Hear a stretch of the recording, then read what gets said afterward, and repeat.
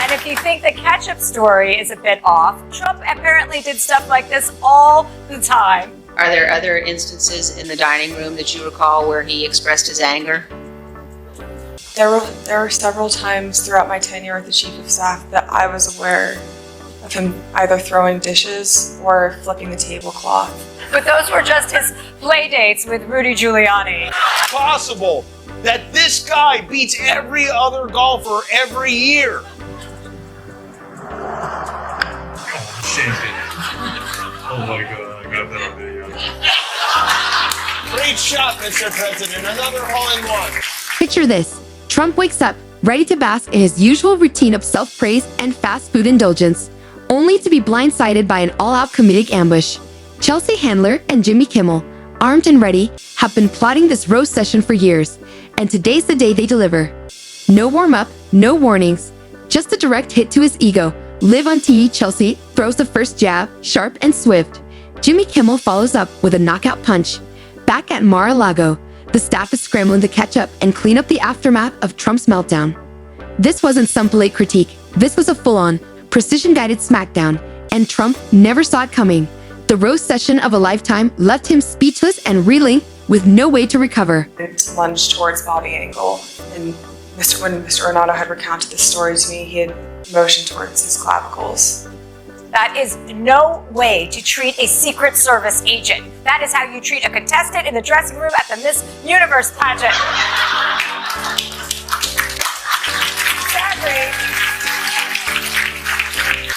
Sadly, there is no footage of Trump grabbing the wheel, but I imagine it would look something like this.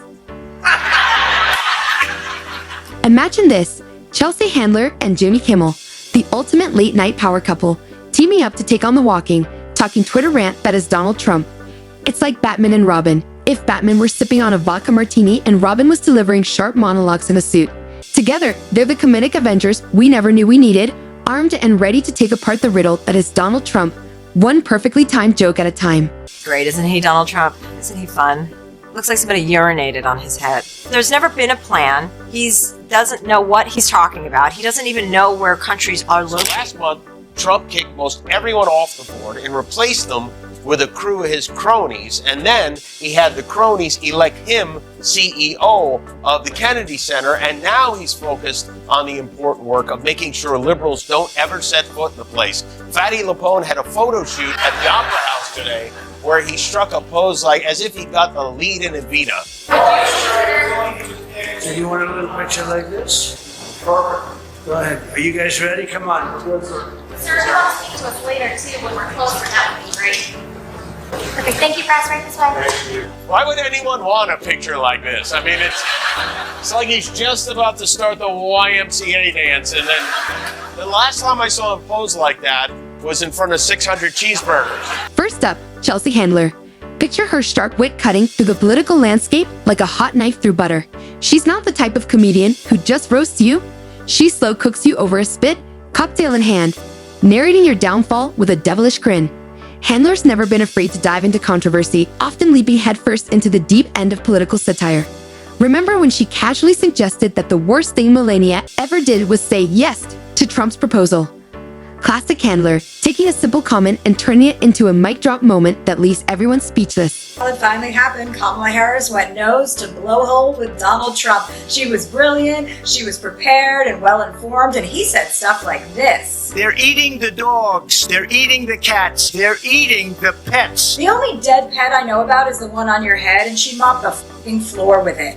Now she wants to do transgender operations on illegal aliens that are in prison. Why can't you just be happy you'll have somebody to date when you get to prison, girl? On the flip side of this comedic duo, we have Jimmy Kimmel, the man who can make even the most mundane political gaffe feel like the punchline of the year. Kimmel's charm lies in his ability to deliver sharp, biting commentary with a boy-next-door grin. He's that friendly neighbor who casually points out the crack in your facade while offering you a cup of sugar. Kimmel's monologues have consistently taken aim at Trump's antics, turning late-night television into a satirical news source that delivers laughs alongside the headlines. Negative approval rating, which is rare for a new president. According to a new poll from CNN, 52% of Americans do not approve of the way Trump is handling his job as president. The other 48% responded in Russian, so we don't know exactly what happened. Now, picture these two committed powerhouses combining their talents to take on Trump. It's like mixing Mentos with Diet Coke. Explosive, uncontrollable, and downright entertaining. They dissect his policies with the precision of a surgeon and the flair of Broadway stars. Take Trump's obsession with crowd sizes.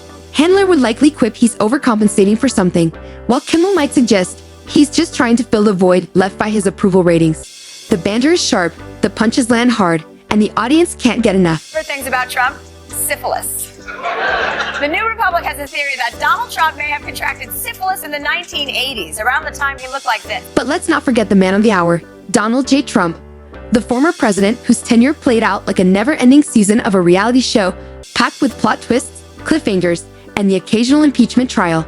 Trump's presidency was a goldmine for comedians, offering an endless stream of material. From his late-night Twitter tirades to his unconventional press conferences, Trump was the gift that just kept on giving, always delivering the kind of content that kept the punchlines flowing. The thing I've learned is that we're a country that is moving forward and that needs to continue moving forward, and that we cannot move backwards. And that's what Donald Trump represents, and he represents fear and fear mongering. And it's funny, like this season of House of Cards is kind of like perfectly parallels what we're experiencing in this country. I think those writers would like to have been this creative. What we witnessed Well, in this yeah, political but cycle. it's the same kind of messaging, which is make everybody scared and this is an unsafe place and turning everybody against each other, and They'd probably joke that his approach to handling the virus was like a student cramming for a final exam the night before, totally unprepared and hoping for a miracle curve. Or maybe they'd mock his infamous suggestion of injecting disinfectants, imagining a world where Lysol becomes a controlled substance. And who could forget Trump's infamous border wall? Handler might call it the world's most expensive art installation, while Kimmel could cheekily suggest it's just a physical representation of Trump's Twitter blacklist. They'd surely point out that the wall did more to keep contractors busy than it ever did to solve immigration issues. He's so ridiculous. This is because of the Kardashians. I blame the Kardashians for Donald Trump. While you're busy filling your asses with whatever's in there, this is what the rest of the country is dealing with. This lunatic. Not you, Chloe.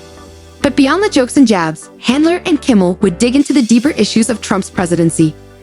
They'd shine a light on how his actions often seemed more about personal gain than public service.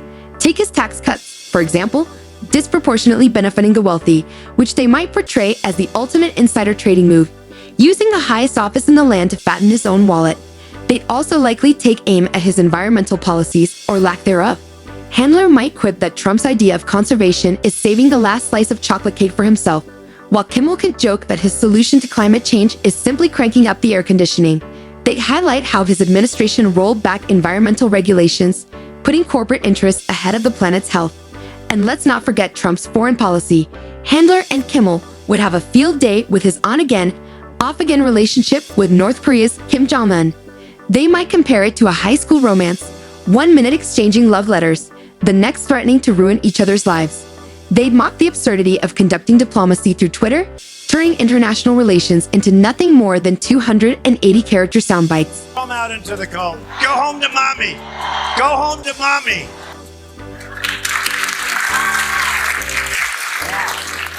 good job. Trump told Bannon and Kushner, if they don't take care of this, he will, which means he's going to go golfing and let someone else figure it out.